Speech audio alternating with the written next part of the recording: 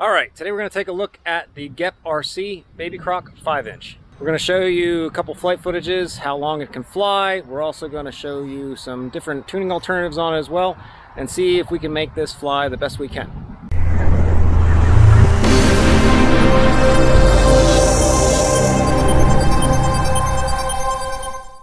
As you can see today, hopefully there's a little bit of breeze, so we have a little bit of a wind condition. Today, this one's a tune that I put on it, and I'll give you some tips along the way as well, and then we'll take a look at Betaflight then, show you some of the settings that I would recommend for one of these and anything of this ultra lightweight, long range class. So one really important thing about this is make sure you definitely have 12 satellites, or at least 5 or 6 satellites before taking off, or your return to home won't work. We don't want that. So one of the things I did on this is I did some tune, and I really cranked up the expo on my rates to get some smoothness out of my stick inputs. The other thing I did was adjust the PIDs, and I'll show you that in a little bit. Finally, this battery pack I have fully charged to the 4.2 volts per cell. If you do a lie on, so you can see we're getting some turbulence there from the wind.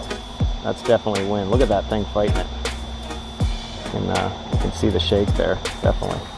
But with a normal lie-on charger, instead of LiPo, you're going to get, I think it's like 4.1 volts per cell. So if you want to crank it up to 4.2, these modern batteries, man, you can see the wind there hitting it. So yeah, it's got some shakes and shimmies there, kind of dealing with the wind for sure. You duck down behind though, not so bad. You can see what this, smooth. If you really take advantage of expo more than you might be used to, you can really get some smooth stick inputs on these things. Kind of do the Imperial, got a little butterfly there past, but a little Death Star, this little Death Star action there going in the channel.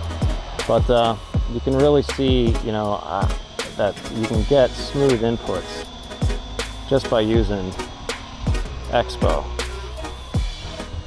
and you don't need to be messing around with all kinds of filtering and all kinds of other stuff. Just crank your expo. Here I am using actual rates, expo 0.8. You can even go up higher than that, and then stick center sensitivity at 10. The battery, you can't see this on the OSD, but I'm pulling around 15 to 20 amps because DJI doesn't let us see that kind of stuff on the OSD. But general cruising, I'm hitting around 15 amps. If I pitch it forward, it bounces around 15 to 20, I would say, is your normal range. Now on the props I had in this originally, just everything kind of stock, I was getting around a little over 15 minutes of flight time. 20 minutes is a stretch, but I did not have the battery charged to 4.2 volts per cell. So on this one, we're going to see how far we get. Let's do a little test here, make sure I have return to home working right. So I should be able to flip into return to home. Yep. And it should bring me home. So that's return to home. So that's working correctly. So the first mode I have there is angle mode. And after that we go return to home. So of course with these long rangers you can go out a little bit farther. Stay away from going over people. And obviously if you get into a bind, you got that return to home function. There. Getting a couple bars there, I'm fine though. So you can see the wind does affect these. Now Justin Davis did a review of this quad, and said that the performance, vibration performance was better than some of the 4-inch competitors. So, you know, like I said, it's a little breezy today. You can probably hear the winds in the trees.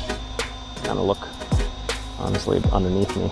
Make sure I'm trying not to fly over a lot of people. But yeah, you can see it does get impacted.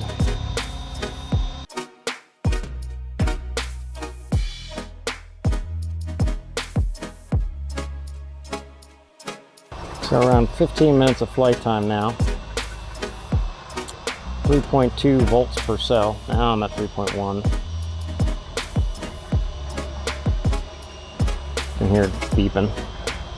Now, supposedly you can take these down to 2.5 volts per cell, but if that would be the case, then of course, yeah, you could definitely get your 20 minutes out of it. But I don't know about more than that. Like I said, I'm at 3.1 right now. 3.0. You can hear it beeping. Now that's by the setting I have in Betaflight.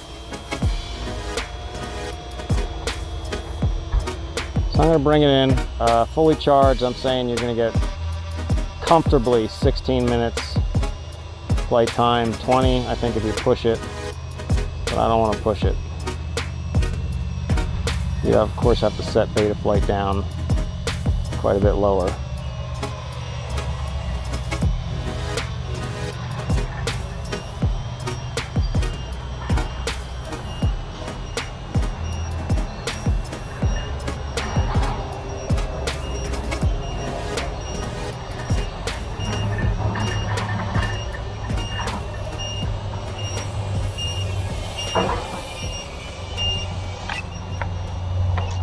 So what do I think about the GEPRC Baby Crock 5? I think that flight times are about the same as a 4-inch micro class long-range quad. The props that it comes with I do not like. They were this 2-in-1, so they had a larger hole in the middle that you could put on like a larger motor, but then it had these little notches where you could put these 2 screws in. So I used them on the first flight, but I think they're easily going to damage your motors by tweaking the screws or pulling them out. So I got rid of those, and these are the HQ props. I would recommend getting a prop that has a, I think it's a 2mm diameter hole that's actually made for these motors. Ultimately, the big benefit of the 5-inch class versus the 4-inch class for this is that you can get a full-size air unit on here for recording. The downside, however, though, is you're gonna get some shakes in that. You know, as you saw there, you know, we had some slight wind, or 8 to 10 miles an hour today, and you know, DJI doesn't smooth that stuff out. So if you really want smooth footage, you're gonna need to get some sort of action cam on here to do that for you. There's some post smoothing you can do with some DJI footage here and there, but I don't know, it's complicated. It doesn't work all that well. So although you have the full-size air unit here, so you can do some onboard recording, again, it's going to be a little shaky. Of course, as a bigger class, gives you a little bit more room to get maybe a full-size or a action cam on there. You can see it can move this battery back. You have a little bit of room up here to mount something up. I don't have one of those. I'm thinking, I can't even remember the name of those. With little cameras, I'll throw the name up. But I think that would be a good investment for this if you want to capture the footage for showing later that has some smoothing built into it. Ultimately, the noise performance of this is really good, like the black box and vibrations and all that kind of good stuff. I moved the tune to be a little bit more aggressive. I think that should help, so I'll show you that here. So performance-wise, nothing wrong with this craft. It works well. It works as intended. There's no like electrical noise issues with the 4-in-1 EDSC being on the same chip as the flight controller board, so that is definitely good. You saw return to home works great. Lost alarm works great. So everything's working on this as intended. Build quality looks good to me. Soldering looks good. So I think GEPRC has a good craft here in the 5-inch size range. You can actually get, you can see here, these are 51mm props, so you can actually get a little bit larger here if you wanted to do that, to get a little bit more disk area, to maybe extend some flight times a little bit. But you should be looking for about a 15-minute flight, I would say, comfortably. If you're banking on anything more than that, you're gonna have to really stretch it. As I talked about earlier, if you're doing a 18650 pack for this is a 4S pack, AU line, and gold line as they say, but do not push it. You can see here I was pushing it, just doing a little motor, you know, full throttle punches when I first got it, and the batteries were really warm, and it depleted one of them severely compared to the other 3. So it took it a while to get this balanced again once I got it off and put it back on the balance charger. So definitely not going to be pushing these. You even may want to do like a throttle limit if you can't just control yourself, because it will definitely beat these up. Now, keeping in mind also, you can put lipos on here so it's not so heavy. You're not going to get as long as a flight time, but I had a 1000 milliamp AU line battery on it as well, and I was getting around a 6-minute flight time with a lipo. Obviously that is super light then, because this is really light with just a 1000 milliamp on it with the XT30, so it's a lighter battery to begin with. And yeah, it was fine. It's just you're gonna get normal 5-inch quadcopter, so you'd have like kind of an ultra lightweight 5-inch quad, but then, you know, the motors are smaller too. These are 2004 motors. There's 25, 50 kV, so, you know, it's ultra lightweight, but these motors are smaller as well, so it kind of all compensates. So for some Betaflight settings, I found that the tune that came on it was a little underdamped. So what I would recommend doing is changing the sliders to something of this configuration. You can see the top 2. This is in Betaflight 4.2, and you can see the PD balance. This gives around the same amount of D gains, but we're bringing that P down a little bit in ratio to it. Like I said, it was a little underdamped. They had it at like a 0.7, so it would have had a lot more push, and I was just doing some overshooting and stuff like that. The other tweak I did is just set feed forward transition to 1 and move feed forward all the way down. To do that, you'd have to enable expert mode so you get full range here, so you can bring that slider all the way down.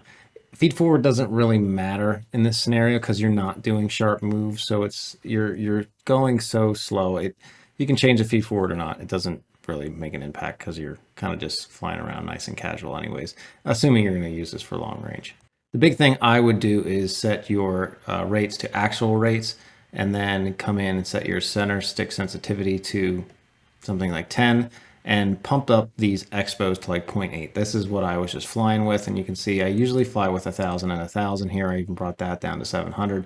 That will give you, so that as you're kind of wandering around or flying around, you don't get that like those sharp moves. It will be more flowy, and that's really what you want. And that's, again, that's all about the expo right there. So not enough people push their expos high enough when they want smooth flight. They use all kinds of other weird things, and just up your expo. It's pretty simple. The filter settings it has, there was just the sliders right in the center, and then they had dynamic notch. You might want to take this down to 100. It had the max at 150, or the min here had it at 150. So I did bring that down to 100. And you know, getting RPM filtering to work on this would probably also be helpful as well, since you're kind of hovering right around 1 RPM to begin with. So it would you know, just sit those notches right on there, and then the dynamic notch can do other things if there is any other little piece of noise from wind or something like that. So I didn't do that on this, but it would probably help a little bit, again, to use to enable RPM filtering. I did check, and the ESC firmware on here does not support bidirectional, so you'd have to upgrade the ESC firmware probably to the latest BLHES. Would be the safest thing.